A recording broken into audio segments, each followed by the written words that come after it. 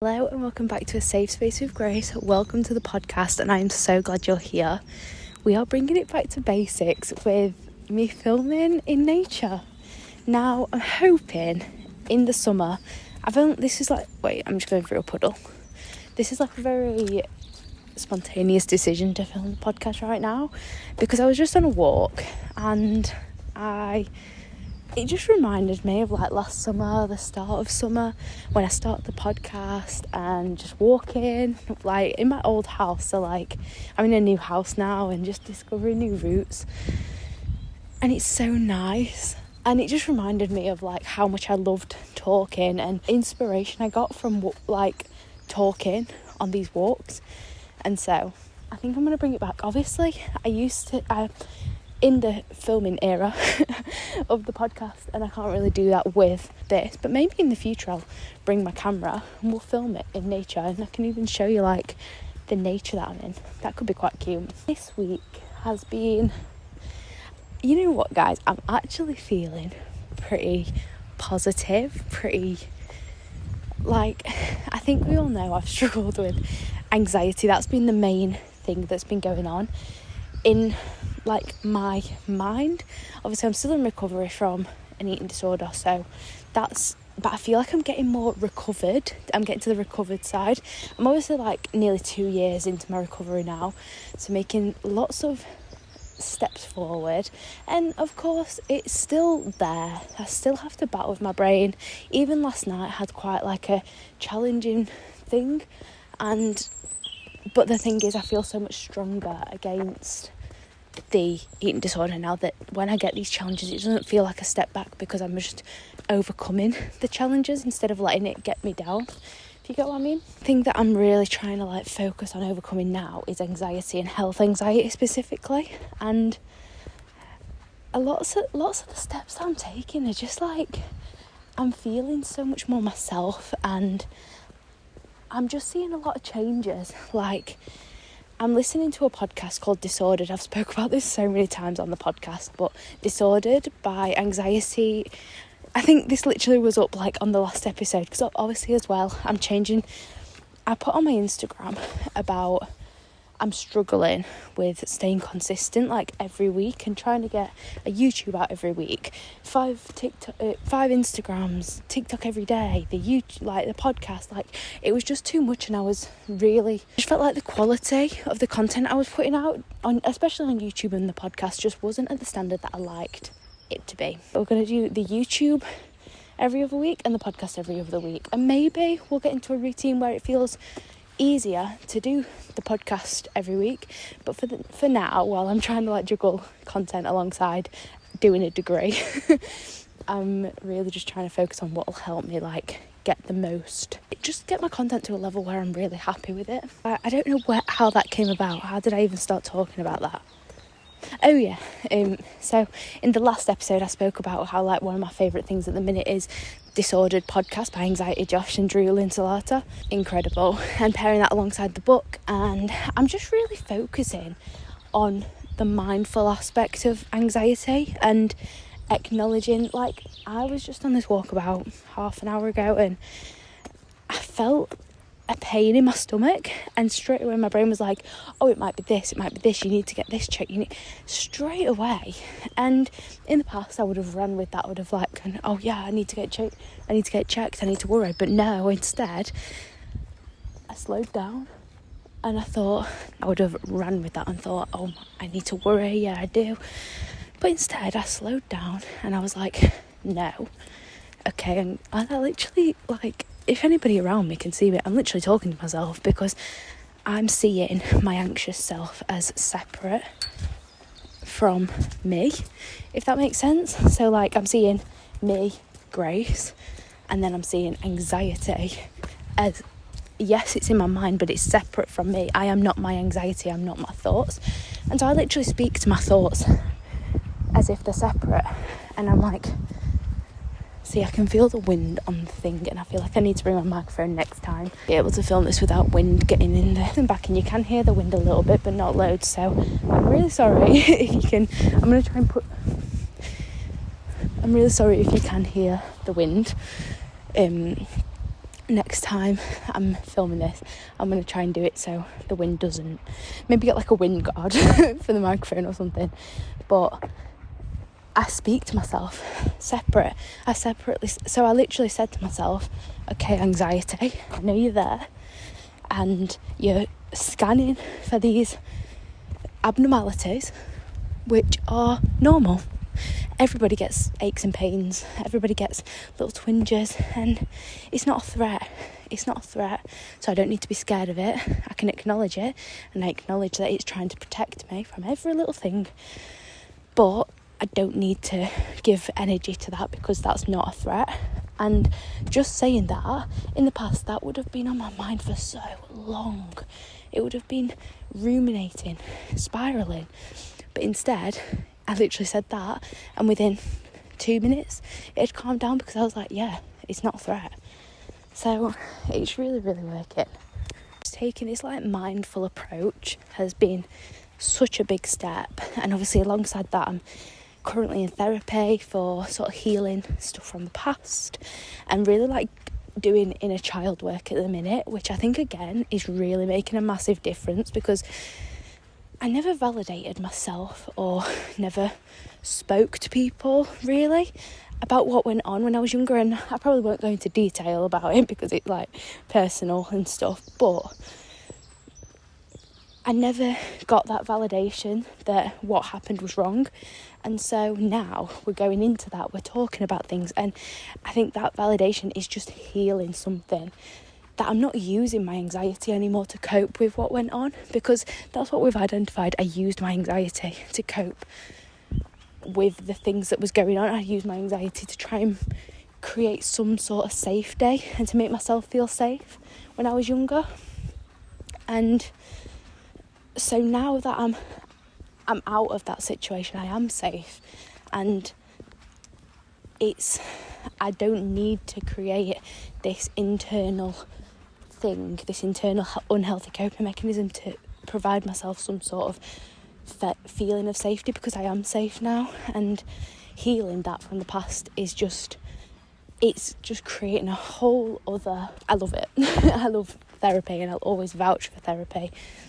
I also think that this like talking on walks, I feel like I can speak a bit more clearly, because then I'm just sat there. I've spoken about this in the past, and I don't know if I've actually mentioned it on the podcast, because I don't know if I cut it out whenever I'm talking because it just doesn't fit with the thing. But I have ADHD and autism, neurodivergent over here. So movement, obviously with recovery, it's I have to be really careful that I'm not over moving or overdoing it, but movement does regulate me. So in a like monitored manner, movement always helps me to really know what I want to speak about. So I think this could be a good step of talking on the podcast in walks. Yeah, other than that, this week I've really just been focusing on mindfulness and really just creating a calm bubble around me. My room, I've changed my room around. I've been focusing on like slower mornings, so in the morning just doing like a bit of like stretching, and in the evening I've got a little routine at the moment where I light a candle and I just do some breathing. And I just think the little things that you adapt, the little things that you incorporate into your life and your routine just make all the difference. And like my therapist has always said, we'll move through therapy and you'll get more connected. So like when you're anxious, you're connecting more with the ego, and the ego is like the irrational, it thinks everything's a danger. It's basically, if you know psychology, the ego is like connected with the amygdala. It always thinks there's a threat, it's always thinking irrationally, worst case scenario. And you have your inner self, which is the rational part of your brain. And my therapist always said, you'll disconnect from you. So at the beginning, I was like identifying with the ego. The ego was me. And now I'm getting more my inner self. I'm getting grace, and I'm disconnecting from the ego and seeing that as a separate part. I'm really able to share this now, which is really nice. Like I'm just able to share my actual recovery from anxiety, and like I say, connecting more with Grace. And I think the sun helps with this, obviously. Like, I'm feeling a lot more positive this week, and there will still be downs. And that's the thing, I'm not going to find myself, like, I'm not going to find myself just thinking, right, that's it, anxiety's gone, because anxiety is always going to be there. Because anxiety is not a bad thing. Everybody in the world who is a human and has a brain has anxiety. it's a part of humans, which is, it's what allows us to survive. And so anxiety is always going to be there. It's just about regulating that anxiety. So if anxiety comes up again, I'm not going to be scared of it. I'm just going to think, okay, this is a natural part of my brain, this is a natural part, and this is okay to feel anxiety, but let's regulate it. Let's make sure that this is a rational fear, not a irrational threat.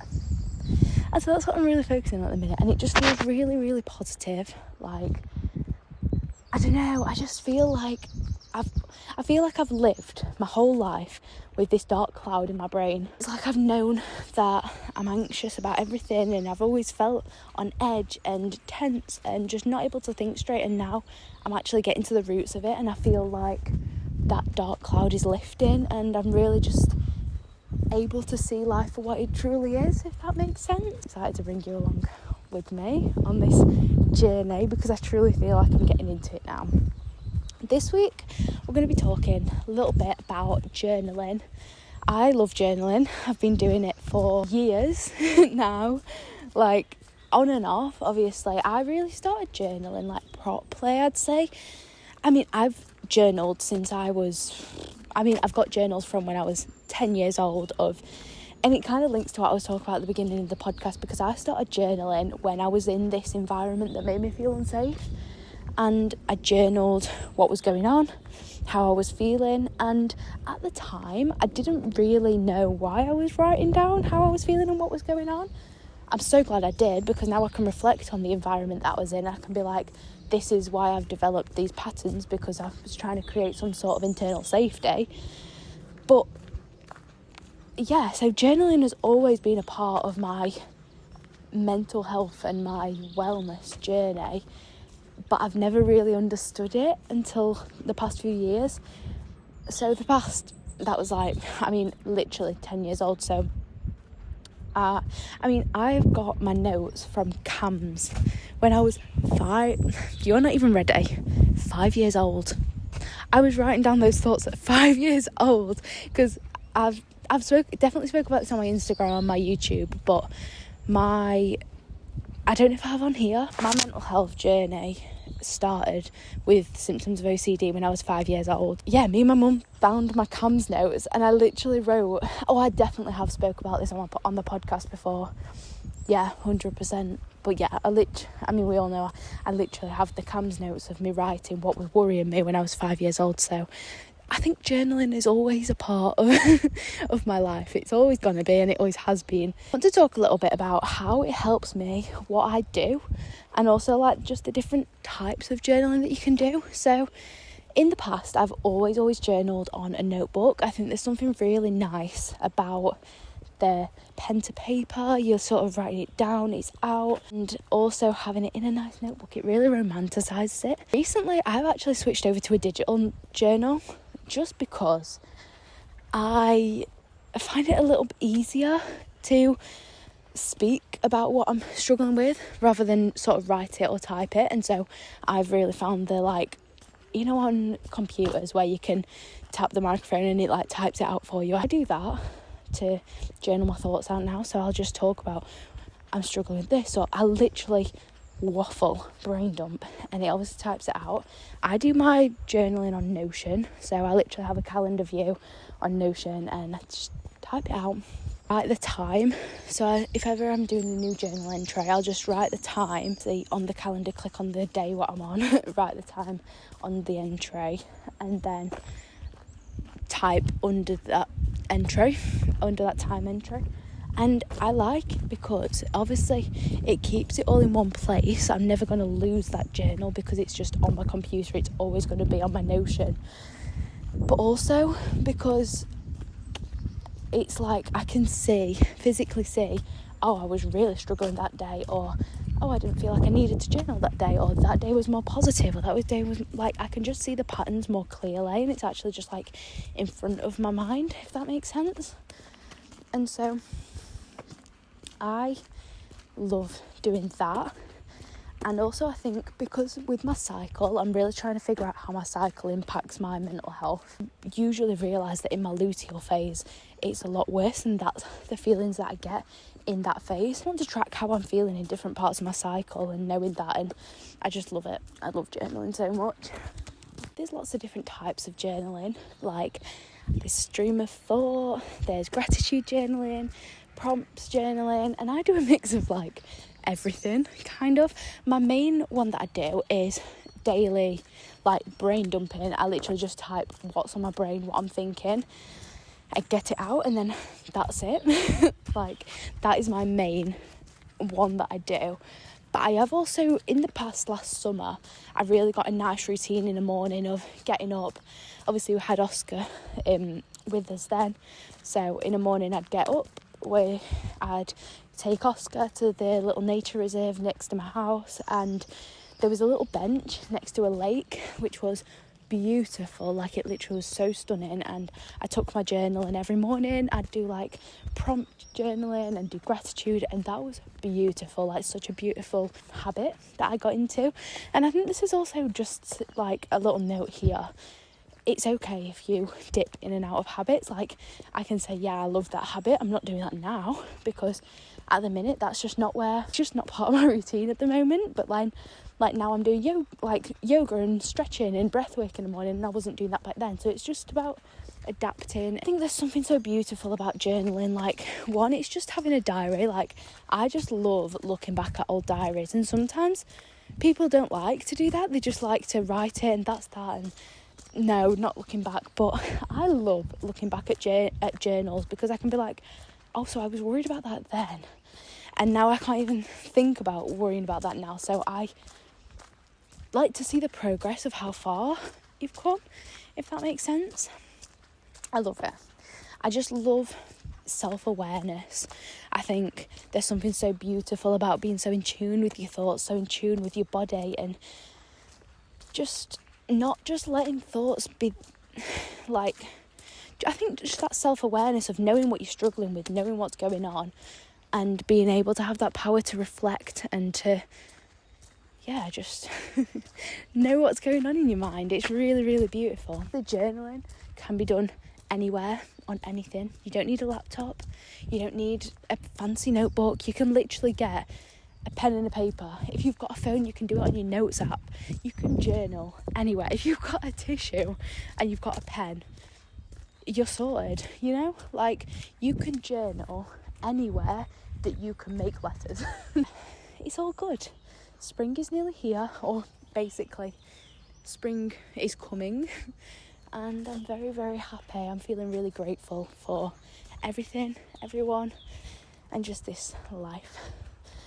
Thank you so much for joining me on this walk. I have been able to just get my thoughts out. I've loved our chat, so thanks for joining me. I'll see you in the next episode. Bye.